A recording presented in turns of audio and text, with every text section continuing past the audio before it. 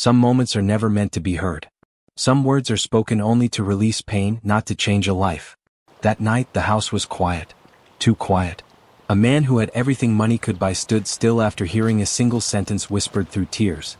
A sentence filled with desperation, love for family, and fear of being left behind. He had spent years believing loneliness was the price of success. She believed loneliness was the cost of responsibility. Neither of them knew that one overheard moment would force a choice that could shatter comfort, expose buried wounds, and awaken emotions both had learned to bury. This is not a story about wealth. It is a story about being seen for the first time. About courage that appears at 3 a.m. And about how one unexpected decision can turn quiet suffering into a future filled with warmth, hope, and love. Listen carefully. Because this story proves that sometimes the heart hears what the ears were never meant to catch. The house breathed silence the way a cathedral does after midnight. Soft lights reflected off polished floors, and the city beyond the windows glittered without warmth. Inside, everything was ordered, perfect, untouched by chaos. He had designed his life this way. Control meant peace. Or so he believed. As he moved through the hallway, lost in thoughts he never allowed himself to finish, a voice slipped through the quiet. It was not loud. It was not meant for him. It trembled, carrying a weight that did not belong in a place like this. I do not know what else to do, the voice whispered. I just need someone to stand beside me. He stopped without realizing it. His hand rested against the wall, his breath shallow. The words were followed by a pause, then a shaky inhale, the kind that comes before tears spill no matter how hard they are held back. I am tired of pretending I am strong all the time, she said softly. I just need someone. Even if it is only for one day. The sentence hung in the air, fragile and exposed. It did not sound like complaint. It sounded like surrender. He had walked past her every day for years. Polite greetings. Quiet efficiency. No questions asked. No boundaries crossed. She was part of the routine, as invisible as the furniture, as dependable as the walls. Yet in that moment, her voice cracked open something he had kept sealed inside himself for far too long. A faint sob followed. Quickly silenced. As if she was ashamed of even feeling it. His chest tightened. Not with pity but recognition. The kind that arrives uninvited and refuses to leave. He had heard that same ache before, echoing in his own empty rooms late at night when success felt heavy instead of triumphant. He should have walked away. He knew that. This was not his burden. Not his place. Not his responsibility. But his feet refused to move. In the stillness, a thought formed slowly, dangerously. What if this moment was not an accident? What if hearing those words was not a mistake but an invitation? And what if doing nothing was no longer an option? The silence returned, thicker than before, carrying a question neither of them had asked out loud. The silence did not fade after her voice disappeared. It settled deeper, pressing against his thoughts until sleep became impossible. He lay staring at the ceiling, watching shadows move like slow waves, replaying every word he had heard. Not because of curiosity but because they felt familiar. Too familiar. Somewhere down the hall, a door closed softly. He imagined her sitting on the edge of her bed, shoulders curled inward, trying to become smaller than her worries. He had seen that posture in mirrors. Late nights. Early mornings.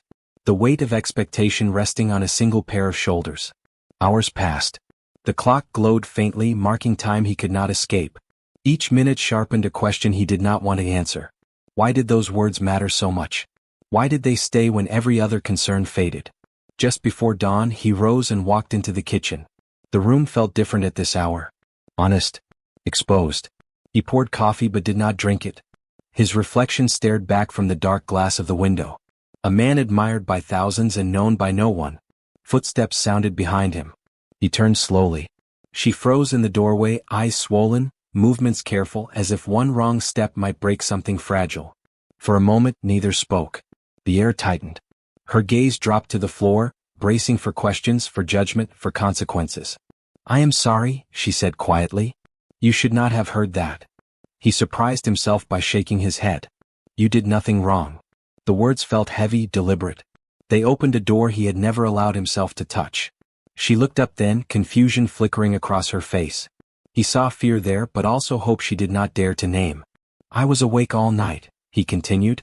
Not because of what you said but because I recognized it. Her hands trembled slightly. She pressed them together, trying to hide it. He took a breath. One step forward. Another. Each one carried risk. "There may be a way I can help," he said softly. "But only if you trust me." Her heart pounded loud enough that she wondered if he could hear it. She nodded, not because she understood, but because something in his voice told her this moment mattered more than either of them knew. And somewhere between uncertainty and courage, a decision began to take shape that would change everything. She did not answer right away. Trust was not something she gave easily. It had been chipped away by years of choosing duty over desire, silence over honesty. She studied his face, searching for something familiar, something steady. What she found instead was uncertainty that mirrored her own. "What kind of help?" she asked, her voice barely above a breath. He hesitated. In that pause lived every reason this was a terrible idea. Power, position, consequences. The rules he had built his life on warned him to step back. But another voice, quieter and far more dangerous, urged him forward. "I heard what you said about your family," he replied. "About needing someone beside you." Just for a moment. Her eyes widened. Color rushed to her cheeks. She wrapped her arms around herself, shame and relief colliding in her chest. "It was nothing. I was just talking. I did not mean for you to get involved." "I know," he said gently. "That is why I am offering without conditions." He moved to the table and pulled out a chair, inviting her to sit. She obeyed without thinking, heart racing. The room felt smaller now, as if the walls themselves were listening. "What if," he began slowly, "I went with you? Only as support. Nothing more. No explanations. No expectations." The words landed between them, heavy and unreal. Her mind struggled to catch up. This was not possible. Men like him did not step into lives like hers. They did not risk their carefully built worlds for someone who worked quietly in the background. "You do not have to decide now," he added, sensing her fear. "And if you say no, I will forget I ever heard a thing." She swallowed hard. Every instinct screamed to run. To protect herself from hope. Yet another part of her whispered that this might be the only time someone chose her without needing anything in return. The clock ticked loudly, counting down seconds that felt permanent. She closed her eyes for a moment, breathing through the fear. "When would this happen?" she asked. He met her gaze, steady and honest. "Whenever you are ready." In that instant, both of them understood that whatever choice she made, nothing would ever be the same again. The journey began quietly. No grand promises. No rehearsed words. Just two people sitting side by side, carrying questions neither knew how to voice. Outside the window, the city faded into long roads and open skies, and with every mile, the distance between their worlds grew thinner. She kept her hands folded in her lap, staring at the passing landscape. He noticed how she straightened whenever his gaze lingered, as if afraid to take up too much space. The silence between them was careful, fragile, yet not uncomfortable. It felt like the pause before something meaningful finds its voice. At a small stop along the way, they shared coffee in chipped cups, standing close enough to feel each other's presence without touching. She laughed once, surprised by the sound of it herself. He smiled not because it was charming but because it was real. That laugh stayed with him long after they returned to the road.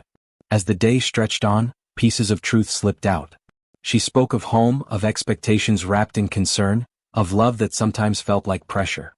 He spoke of work, of success that never quieted the ache inside, of nights spent in rooms too large for one heart. Their words met in the middle, weaving something neither had planned. When they finally arrived, the air felt different. Softer.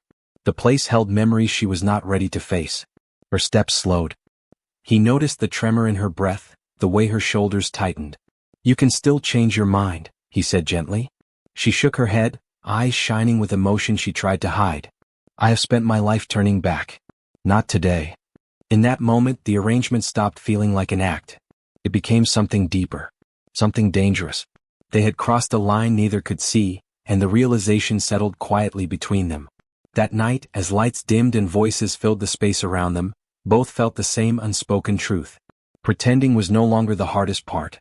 The hardest part would be remembering where the act was supposed to end. The room was filled with familiar voices, laughter woven with expectation. Faces turned toward them with curious smiles, measuring glances, quiet judgments. She felt every look like a weight pressing against her chest. Her fingers curled slightly, searching for balance. Without a word, he reached for her hand. The contact was brief, respectful, yet grounding. Warmth spread through her palm, steadying the storm inside.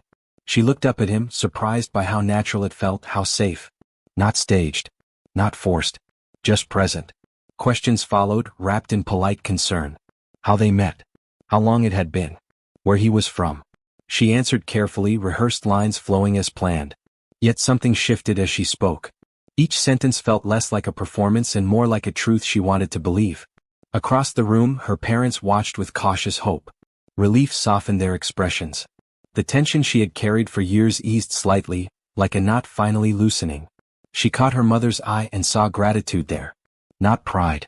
Not expectation. Gratitude. Later, when the noise faded and night settled in, she stepped outside alone. The air was cool, sharp with memories. Her breath caught as emotion rushed in all at once.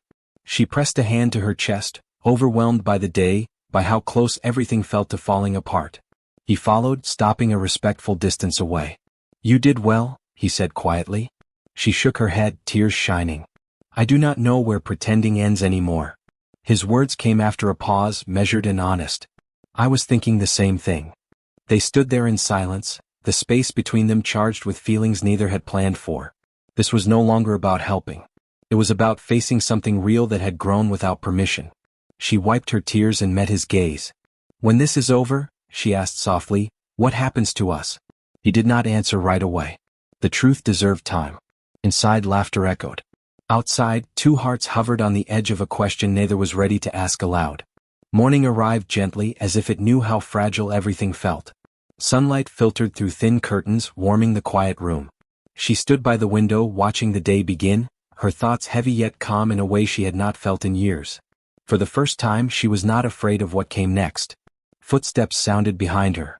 He stopped beside her, leaving space, always careful not to push. The night before had been full of unspoken truths, but the morning carried something different. Clarity. "I do not want to pretend anymore," she said, her voice steady despite the emotion in her eyes. "Not with them. Not with myself." He nodded slowly. "Neither do I."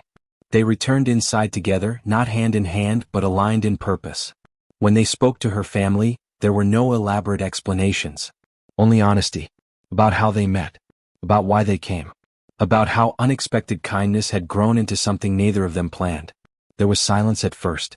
Then her father smiled, weak but sincere. "All I ever wanted," he said softly, "was to know you are not alone." Her mother's eyes filled with tears, not of disappointment but relief. In that moment, the weight she had carried for years finally lifted.